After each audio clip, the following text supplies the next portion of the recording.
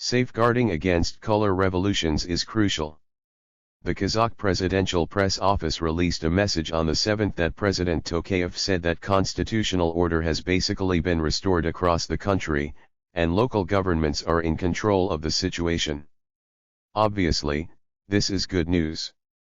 On the same day, Chinese President Xi Jinping sent a message to Tokayev, emphasizing that China firmly opposes any forces undermining Kazakhstan's stability and threatening Kazakhstan's security, and firmly opposes external forces deliberately creating turmoil in Kazakhstan and instigating color revolutions. It can be said that the turmoil in Kazakhstan reflects the importance of strengthening national security and even realizing regional security. Under the unprecedented changes in a century, how to eliminate the influence of Western forces and balance the relationship between security and development is a test for many countries, including Kazakhstan. When the protests and riots in Kazakhstan were on the verge of getting out of control, the Collective Security Treaty Organization, CSTO, played a very prominent role in helping the Kazakh government quickly restore normal order. At the request of Tokayev, the Collective Security Treaty Organization sent a peacekeeping force for the first time to help the Kazakh government fight the rioters. Although this is the first time that the CSTO has sent a peacekeeping force to a member state, its promotion process reflects the distinctive features of the organization's well-established legal basis and the combination of peace and war, as well as its firm determination to maintain the security of member states and the region. In fact, the background of the establishment of the CSTO is closely related to the spillover effects of the drastic changes in the Soviet Union and Eastern Europe and the maintenance of national and regional security. In 2003, members of the CSTO unanimously decided to establish a joint command and rapid reaction force to deal with security threats in Central Asia. This allows the organization to truly have its own fist. Especially after the color revolution broke out in Kyrgyzstan in 2010, the CSTO, which has learned from experience, has continuously improved its legal arrangements for safeguarding the security of its member states, and gradually established the logic of collective action. The CSTO peacekeeping force was announced in December 2010, and the peacekeeping operation in Kazakhstan is also based on Articles 2 and 4 of the Collective Security Treaty and the provisions of the Agreement on Peacekeeping Operations. Relevant regulations. Article 2 of the Collective Security Treaty clearly states that if the security, stability, territorial integrity, and national sovereignty of a member state are threatened, the member states of the CSTO shall consult immediately, coordinate positions, and adopt and implement collective measures. At 1300 hours on January 6, the Russian advanced detachment of the Collective Peacekeeping Force of the CSTO arrived in the Republic of Kazakhstan, which was just 8 hours after the organization announced the dispatch of peacekeeping troops to Kazakhstan at the request of Tokayev. Obviously, this is a well-trained force. Most of the troops sent by the member states belong to the rapid response forces of the CSTO, which are usually deployed in the territory of each country, but each year they conduct joint exercises and trainings starting from actual combat, which greatly improves the rapid response capabilities. With the full deployment of the CSTO peacekeeping force and cooperation with the local police and security forces, the order in Kazakhstan has been further stabilized, and the arrogance of the rioting forces has been curbed. Some Western media and observers have long speculated and criticized the CSTO, believing that Moscow is seeking to restore the glory of the Warsaw Pact through the organization and has a desire to confront NATO. But the CSTO has repeatedly stated that it seeks to achieve a number of goals in the political and military spheres, the most important of which is to ensure collective security and defend the territories, sovereignty, independence, and unity of its member states.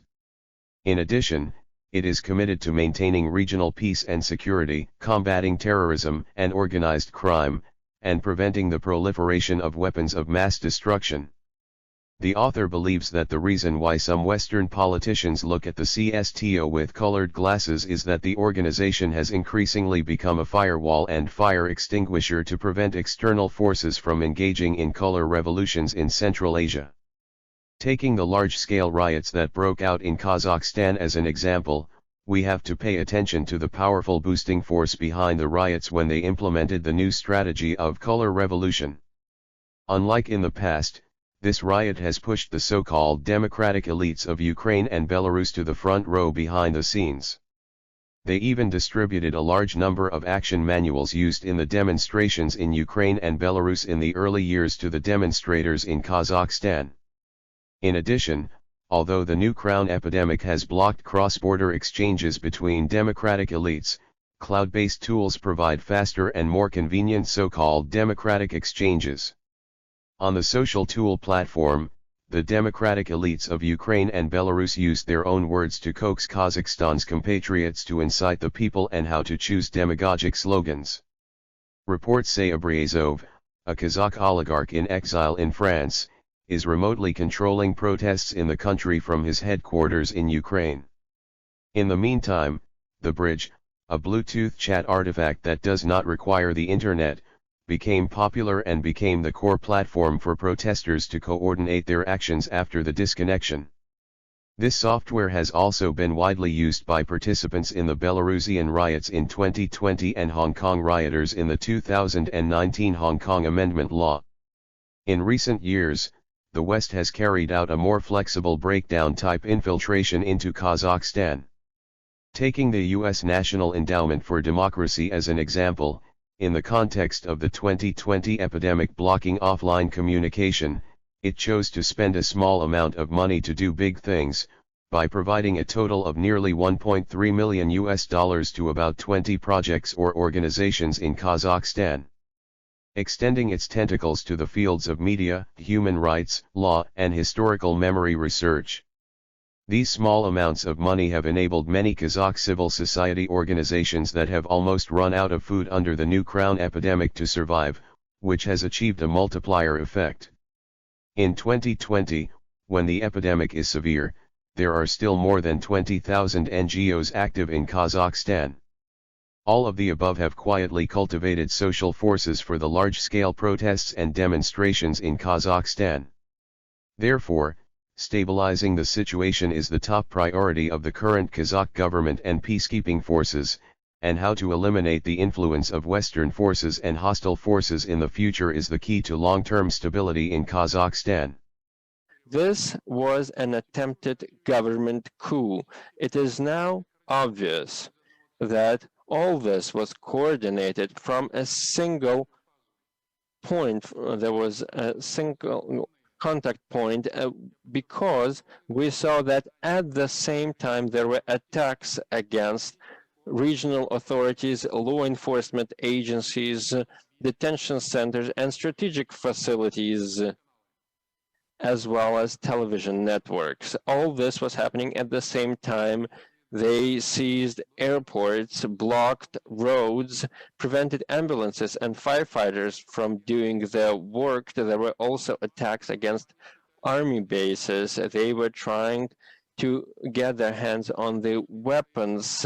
There were battle scenes unfolding in a number of cities.